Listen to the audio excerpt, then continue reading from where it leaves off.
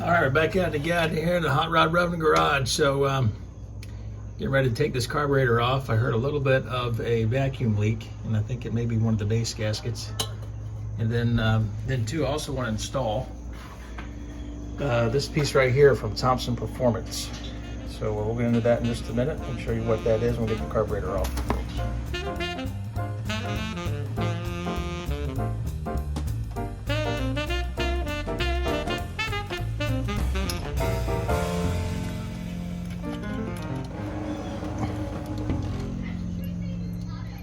Anytime you're working around the intake manifold, I encourage you to have magnets. So a magnetic pickup tool is just handy. And then also one of these small magnetic trays to hold all of your hardware. Can't beat it.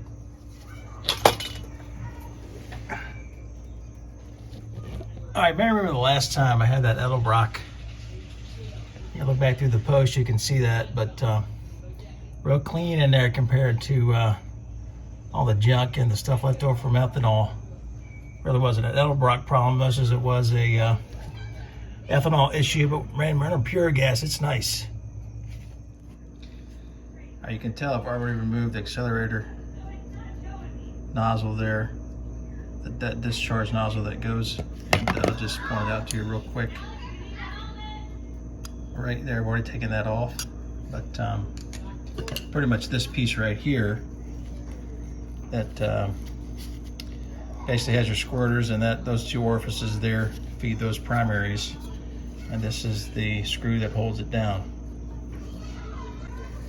So what we have from Thompson Performance is something that's going to take the fuel and get it to atomize a little bit better, because they're going to run down those plates instead of running down just the bores. So you can see how this kind of attaches here. Of course, there's videos online of how all this works, but that's the basic premise, and we're going to put that back inside the throttle bore here of this Holly.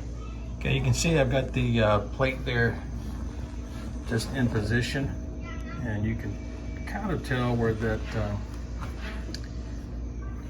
basically the flat part of that plate on either side is going to throw the fuel more towards the center of each bore instead of just having it slide down the side of the bore itself.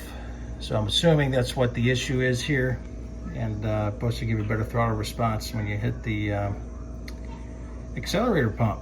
So we're going to put this back on. Basically the discharge nozzle is going to go back on top of that, and then also our retainer screw, and according to the instructions, you don't put a gasket between the plate and the throttle body or the discharge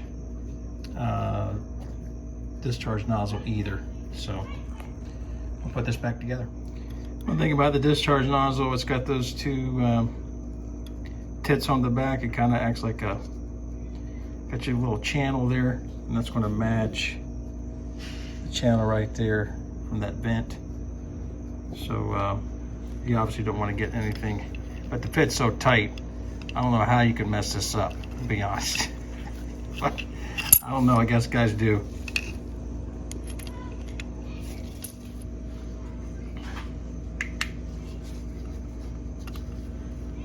See a little bit better in there now. I'm just going to snug it down. I'm going to go crazy.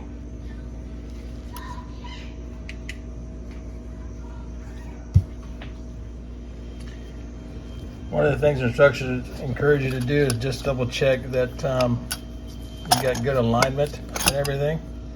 So making sure that we're looking pretty good there on both bores, and that nothing's bound up in here when you tighten that screw back down. And then what you're supposed to do is discharge this a little bit. So I'm going to put this up over here, maybe this my camera, and then give it a couple squirts just to make sure that it's working correctly. So let's go ahead and just make sure that they're squirting out right. And now that we've got this setting up, you can see it right there. I think we're right into the middle of the throttle bores. Kind of looks like the back of this carburetor here, the back of this gasket is probably the place where I wasn't getting a real good seal. And probably go ahead and replace that lower gasket. Let me just kind of show you here, right there in the back, and can't tell right there behind there. I think it might have been sucking some air. So I don't know if it caused a real big issue, but boy, I can hear it, kind of like a whistling sound, kind of whistle through there. So I'm going to go ahead and change that gasket out, and may even change out the other one too. Not a big fan of using any kind of sealer on carburetor gaskets, but I am going to use some white lithium grease this go around. Okay, we got white lithium grease on either side there. I'm going to put this 1-inch spacer back on. And of course that's a phenolic spacer just to keep the heat off the carburetor. And all of that. So let me find another gasket for the carb itself.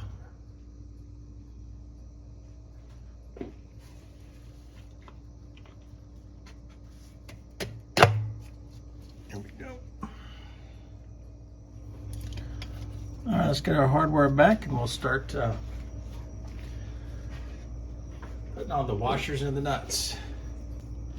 You don't want to get too crazy with these, and we want to use a crosshatch pattern to torque these down.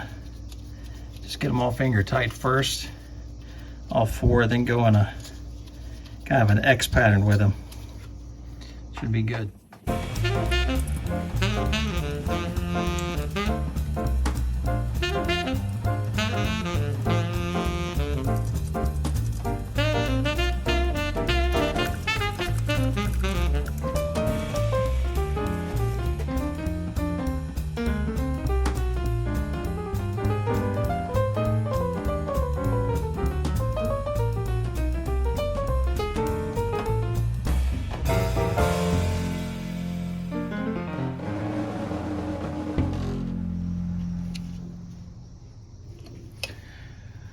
All right, let's get the choke cable hooked back up, and getting almost ready to fire here.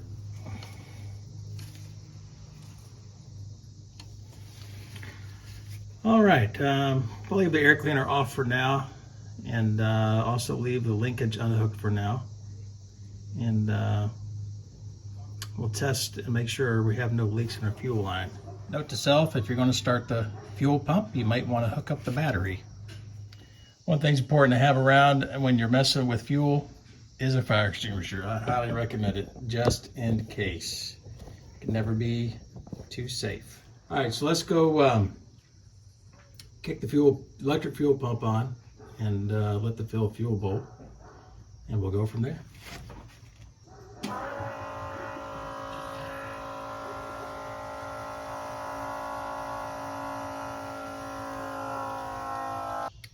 All right, just checking everything out. We are at almost 5 PSI here on the gauge. And I don't see any leaks anywhere. Things looking pretty good, so we're gonna go ahead and start it up.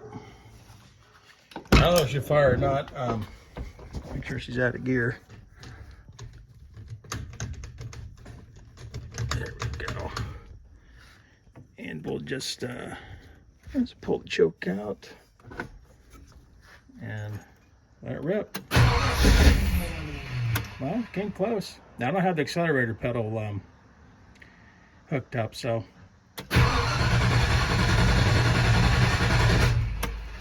give it a couple of pumps of gas, just for good measure. Should be all we need right there. I don't know. She may squeal a little bit. She's been sitting for over a month. A little bit. Not much. Turn that choke down just a tick.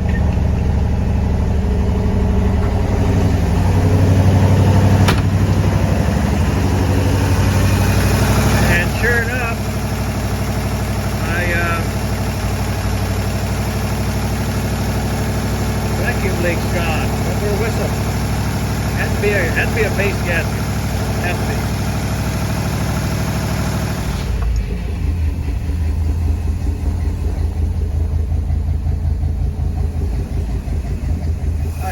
completely off, and no, she's not warmed up. We're gonna let her warm up and make some adjustments on the carburetor here because the idles are kicked high, I think. But it could just be me.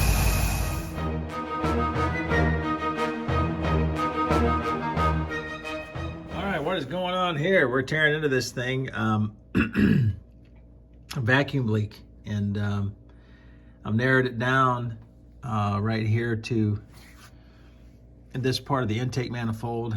I could hear some heavy air sucking. Then I put a vacuum gauge on, of course, and I was down to about 14 inches of mercury. But one of the ways I checked just to find out where it was located, just to pinpoint it, was spray some carburetor cleaner while the engine was running right there. And of course, they cleared it right up, idle smoothed out.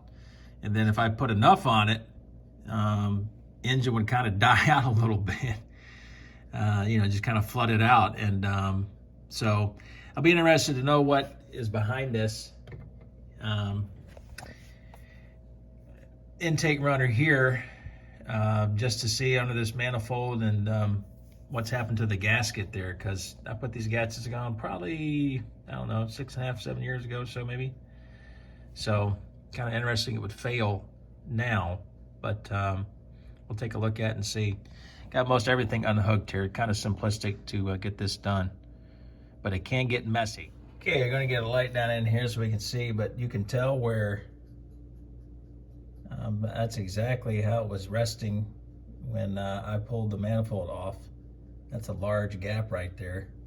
But then you can see over here too, it's cracked in the back. I probably had another small vacuum leak. But man, that gasket's rough. And then the other side was fine. Everything is great, lines up well, no issues. But at any rate, we're going to clean this up and take off the old and end with the new. Got a little bit of seepage out here at the bottom of my filler neck, but it's not so bad. It's been several years, so.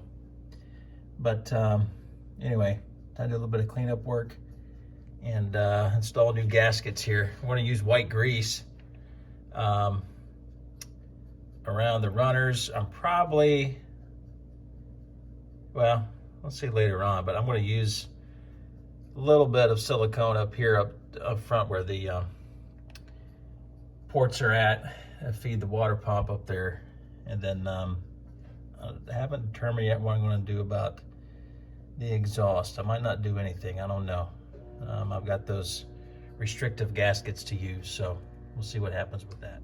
All right, ready for reinstallation here. I've already got my bypass hose attached. I did replace this. I fooled around a little bit with thermostat switch for the fan a while back, so I put another fitting on there. Obviously the carbon spacer off, and then in here I've got white lithium grease, and liberally of course, as you could tell, and a little bit of the Permatex red around the exhaust, and also where the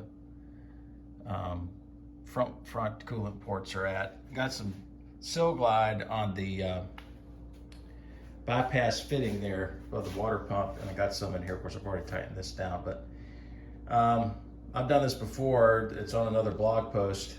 You can see the pictures of it, but basically I'm gonna kind of put this in position in the air, and then put this on the nipple first, slide that in, and then put the intake in position. That's why this stuff here, this Sil Glide's really good to seal up some of the things with the hoses and stuff, and I'll use that on the radiator hoses as well.